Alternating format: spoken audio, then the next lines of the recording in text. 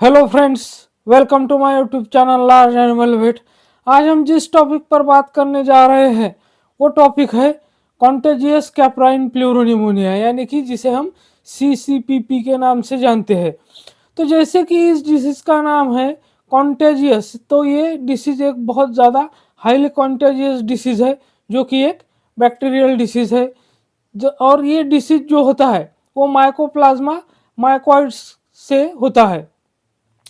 तो contagious caprine pleuropneumonia, तो caprine जो होता है, तो कैप्राइन स्पेसीज जो होती है, तो वो उसका मतलब होता है कि गोट गोट जो होते हैं उनकी स्पेसीज होती है कैप्राइन।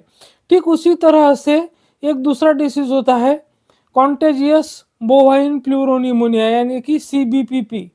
तो CBPP जो है, तो वो जैसे कि उसमें बोवाइन स्पेसीज में होता है, तो उसमें कैटल बफेलो जाते हैं।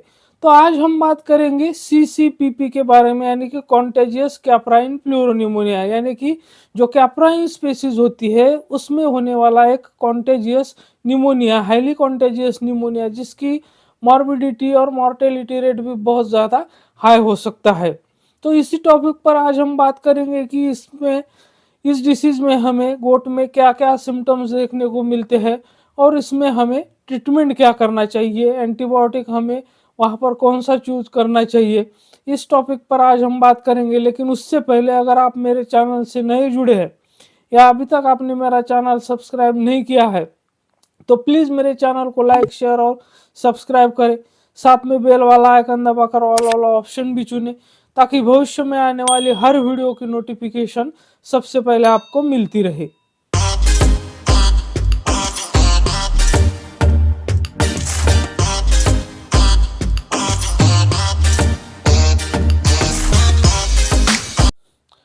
तो जैसे कि मैंने आपको बताया कि CCPP और CBPP में क्या अंतर होता है। तो CCPP का मतलब होता है कॉन्टेजियस कैप्राइन प्लूरोनिमोनिया, जो कि कैप्राइन स्पेसीज में होता है, यानी कि गोट में होता है। और कॉन्टेजियस बोवाइन प्लूरोनिमोनिया जो कि बोवाइन स्पेसीज में होता है, यानी कि कैटल बफेलो में होता है। तो गोट में जो CCPP होता है, यानी कि कॉन्टेजियस कैप्राइन प्लूरोनिमोनिया, तो वो एक बैक्टीरिया की वजह से होता है, जिस बैक्टीरिया का नाम है माइकोप्लाज्मा कैप्रिकोलम, और उसके जो सब स्पीसीज है तो वो होते हैं कैप्रीनिमोनी।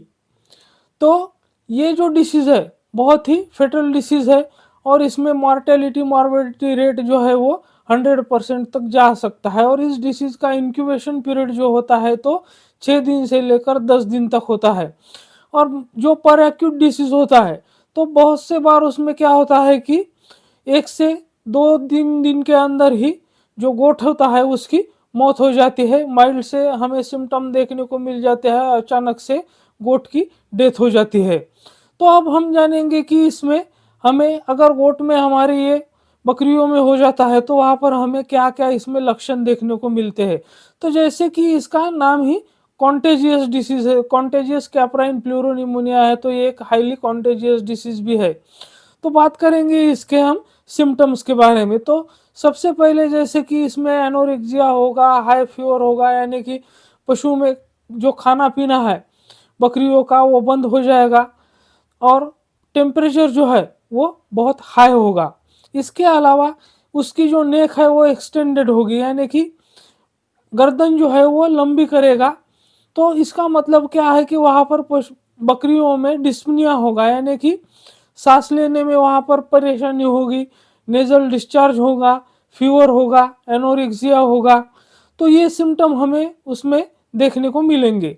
इसके अलावा अफेक्टेड गोट में हमें एब्डोमिनल रेस्पिरेशन देखने को मिलेगा और ड्राई पेनफुल कफ देखने को मिलेगा, यानी कि जिसे हम सूखी खांसी बोलते हैं, तो उस तरह की खांसी देखने को मिलेगी, और उसमें एब्डोमिनल पेन भी होगा। और अगर बकरी प्रेग्नेंट है तो उसमें एबॉर्शन भी हमें देखने को मिलेगा। तो ये सारे लक्षण हमें जो अफेक्टेड गोट में देखने को मिलेंगे। तो अब हम बात करते हैं कॉन्टेजियस कैप्राइन प्लूरोनिमोनिया, ये जो डिसीज है उसके ट्रीटमेंट के बारे में। तो सबसे पहले तो हमें जिस गोट को ये डिसीज हुआ है उसकी बहुत ज़्यादा केयर लेना इम्पॉर्टेंट होता है, और जल्दी से जल्दी उसका ट्रीटमेंट करना बहुत ज़्यादा ज़रूरी होता है। तो इसमें जो इफेक्टिव एंटीबायोटिक्स होते हैं, तो जैसे कि हम यहाँ पर ऑक्सीटेट्रासाइक्लिन जो है हाई डोज में उसका यूज कर सकते हैं। तो जैसे कि 10 mg से लेकर 20 mg पर केजी बॉडी वेट के हिसाब से हम इंट्रामस्कुलर इंट्रावेनस रूट से ऑक्सीटेट्रासाइक्लिन का यूज कर सकते हैं 3 से 5 दिन तक। इसके अलावा हम दूसरा एंटीबायोटिक जो इसमें यूज कर सकते हैं वो है एंड्रोफ्लॉक्सासिन। तो एंड्रोफ्लॉक्सासिन को भी हम 7.5 mg पर केजी बॉडी वेट के हिसाब से इंट्रामस्कुलर या इंट्रावेनस रूट से यूज कर सकते हैं, या फिर जो लॉन्ग एक्टिंग एंड्रोफ्लॉक्सासिन एंटीबायोटिक होता है तो उसका भी हम यहाँ पर यूज कर सकते हैं। तो लॉन्ग एक्टिंग जो होता है तो हमें 72 आवर्स तक देने की, उसमें दोबारा रिपीट करने की ज़रूरत नहीं होती है, इस बात का भी हमें ध्यान रखना है। इसके अलावा हम यहाँ पर जो टाइलोसिन होता है इंजेक्शन, जो कि मैक्रोलाइड एंटीबायोटिक है, तो उसका भी हम यहाँ पर यूज कर सकते हैं 10 mg पर केजी बॉडी वेट के हिसाब से। तो ये तीनों एंटीबायोटिक इसमें इफेक्टिव है। और इसके साथ हमें जो और ट्रीटमेंट देनी है वो है non steroid anti inflammatory drug, जैसे कि हम यहाँ पर फ्लूनिक्सिन मेग्लुमाइन जो होता है तो 1.1 टू 2.2 mg पर केजी बॉडी वेट के हिसाब से उसका भी हम यहाँ पर इस्तेमाल करना होगा, तो पशु को जल्दी रिलीफ मिलेगा। इसके अलावा अगर पशुओं को सांस लेने में, यानी कि बकरियों को सांस लेने में अगर बहुत ज़्यादा परेशानी है तो वहाँ पर हम ब्रोंकोडायलेटर का भी यूज कर सकते हैं, एंटीहिस्टामिनिक का भी यूज कर सकते हैं। तो इस तरह से हम इसमें ट्रीटमेंट कर सकते हैं। तो मेरे साथ बने रहने के लिए आपका बहुत बहुत धन्यवाद।